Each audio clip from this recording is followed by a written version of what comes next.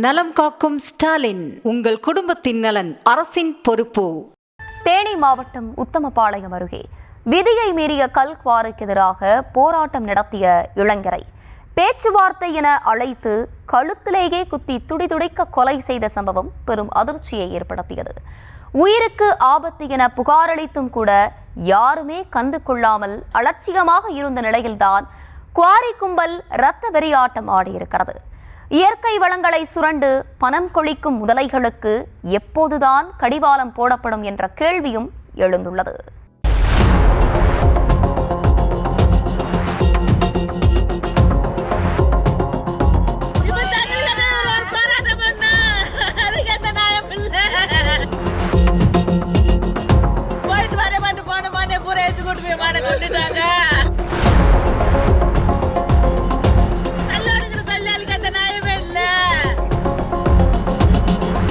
பெற்ற மகனை இரத்த வெள்ளத்தில் பிணமாக பார்த்த தாயின் இந்த கதறலுக்கும் கண்ணீருக்கும் யார்தான் பொறுப்பேற்பது, பதில் சொல்வது?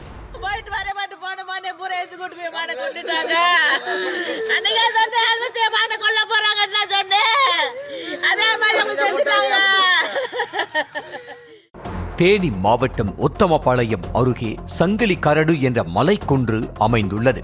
மேற்கு தொடர்ச்சி மலையடிவாரத்தில் அமைந்துள்ள இந்த குன்றிலிருந்து கையால் கல் உடைத்து விற்பனை செய்ய காமைய கவுண்டன்பட்டி கிராம மக்களுக்கு 20 ஆண்டுகளுக்கு முன்பு வருவாய்த்துறை அனுமதி அளித்தது. இதன் மூலம் வருவாய்த்துறைக்கு சொந்தமான அந்த குன்றிலிருந்து கிராம மக்கள் கையாலேயே கற்களை உடைத்து விற்பனை செய்து தங்கள் வாழ்வாதாரத்திற்கு பயன்படுத்தி வந்தனர். இப்படி இருக்கையில் சில ஆண்டுகளுக்கு முன்பு திடீரென எந்த காரணமும் சொல்லாமல் கல் உடைக்க அனுமதி மறுக்கப்பட்டது. பின்னர் நீதிமன்றம் மூலம் கல் உடைக்க அனுமதி கிடைத்த நிலையில் மகளிர் குழுக்கள் என்ற பெயரில் சிலர் மட்டும் குழுவாக இணைந்து கொண்டு கல் உடைக்க கிளம்பியதாக சொல்லப்படுகிறது. இந்த குழுக்களில் ஏற்கனவே கல் உடைத்த காமைய கவுண்டன்பட்டி கிராம மக்களில் பலருக்கு இடம் கிடைக்காத சூழலில் இத்தனை நாட்களாக வாழ்வாதாரமாக இருந்த தொழில் கைவிட்டு போனதால் குடும்பத்தை சமாளிக்க முடியாத நிலைமையும் ஏற்பட்டிருக்கிறது. இப்படி கல்லுடைக்க அனுமதி கிடைக்காத பெண்கள் ஒரு குழுவாக போராட்டத்தில் இறங்க, மற்றொரு பக்கம் மகளிர் குழுக்கள் மூலம் பணம் படைத்த பெரும் முதலாளிகள் ஊடுருவி மலையை கபளீகரம் செய்ய தொடங்கினர். அனுமதித்த அளவை தாண்டி கற்களை வெட்டி எடுப்பது, வெடி வைத்து தகர்ப்பது, லாரிகளில் அள்ளிச் சென்று கேரளாவில் விற்பது என மலைக்குன்றை குடைந்து நாசம் செய்யப்பட்டதாக சொல்லப்படுகிறது. இங்கு வெடி வைத்து தகர்க்கப்படுவதின் காரணமாக அருகே இருக்கும் மேகமலையில் நிலச்சரிவு ஏற்படும் அபாயம் உண்டான நிலையில் அங்கு வசிக்கும் வனவிலங்குகளும் சப்தத்திற்கு பயந்து ஊருக்குள் படையெடுக்கும் சூழலும் ஏற்பட்டது. இயற்கை வளமான மலையை குடைந்து நொறுக்கி போட்டதும் தங்களுக்கே கல்வுடைக்க அனுமதி கிடைக்கவில்லை என்ற ஆதங்கமும் காமைய கவுண்டன்பட்டி கிராம மக்களுக்கு எழவே கடந்த சில மாதங்களாகவே நீரு பூத்த நெருப்பு போல போராட்டம் நடந்து வந்திருக்கிறது. இது குறித்து தேனி மாவட்ட ஆட்சியருக்கும் பல முறை புகார் சென்றிருக்கிறது. இந்த நிலையில்தான் கல்லுடைக்க அனுமதி கிடைக்காத கிராம மக்களை திரட்டி தமிழ் தேசிய ஃபார்வர்ட் பிளாக் என்ற கட்சியினர் குவாரியை முற்றுகையிட்டு போராட்டம் நடத்தினர். போராட்டத்தை அடுத்து பேச்சுவார்த்தையும் நடந்திருக்கிறது. இந்த பேச்சுவார்த்தையின் தொடர்ச்சியாக கொலையே நிகழ்ந்திருக்கிறது. அதாவது தமிழ் தேசிய ஃபார்வர்ட் பிளாக் கட்சியின் நகர செயலாளர் பொறுப்பில் இருந்த சசி என்ற சதீஷ்குமார் தான் கிராம மக்களை ஒருங்கிணைத்து குவாரிக்கு எதிராக தொடர்ந்து போராட்டம் நடத்தி வந்ததாக கூறப்படுகிறது. போராட்டம் மூலம் வரும் குடைச்சலை சமாளிக்க முடியாமல் திணறிய எதிர்த்தரப்பு பேச்சுவார்த்தை நடத்த வேண்டும் என சதீஷ்குமாரை அழைத்ததாக சொல்லப்படுகிறது.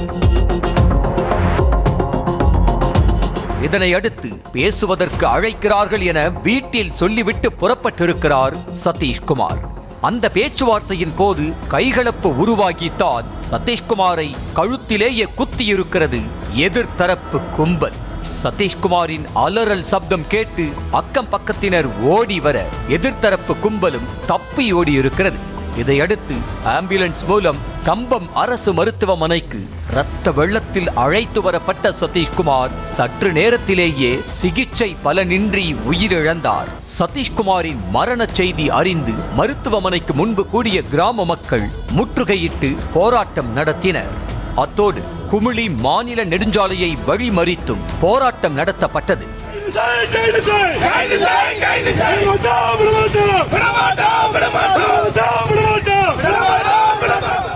இதனை அடுத்து போராட்டம் நடத்தியவர்களுடன் பேச்சுவார்த்தை நடத்திய போலீசார் கலைந்து செல்ல அறிவுறுத்தினர். கொலையாளிகளை கைது செய்ய 3 தனிப்படை அமைத்த போலீசார் சந்தேகத்தின் பேரில் 2 பேரை பிடித்து விசாரணை நடத்தி வருகின்றனர். ஏற்கனவே விதியை மீறிய குவாரிக்கு எதிராகவும் சசிகுமார் உயிருக்கு ஆபத்து எனவும் மாவட்ட ஆட்சியர் மற்றும் மாவட்ட எஸ்பியிடம் பலமுறை புகார் அளித்தும் எந்த நடவடிக்கையும் எடுக்காமல் வேடிக்கை பார்த்து கொண்டிருந்ததின் விளைவு கொலையில் முடிந்திருக்கிறது. சதீஷ்குமாருக்கு 3 வயதில் ஒரு ஆண் குழந்தை இருக்கும் நிலையில் குவாரி கும்பலின் அட்டூழியம் காரணமாக அவரது உயிர் பறிபோயிருக்கிறது.